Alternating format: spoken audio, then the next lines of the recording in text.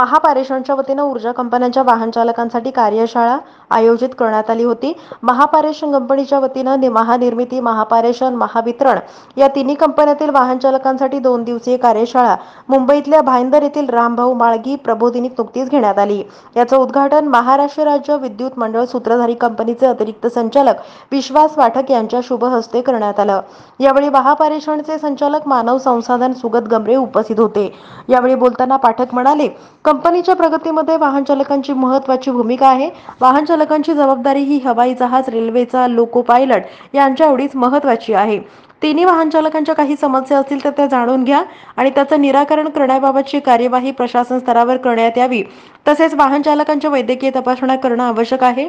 महानिर्मिती, महापारेषण आणि महावितरण कंपन्या जरी वेगळ्या असल्या तरी संस्कृती आणि कार्यप्रणाली एकसारखीच असल्यानं सर्व वाहन चालकांची एकमेकांमध्ये विचारांची देवाणघेवाण व्हावी, परस्पर सहकार्य राहावं अशी अपेक्षा या कार्यशाळेत सुगत गमरे यांनी प्रास्ताविकात केली।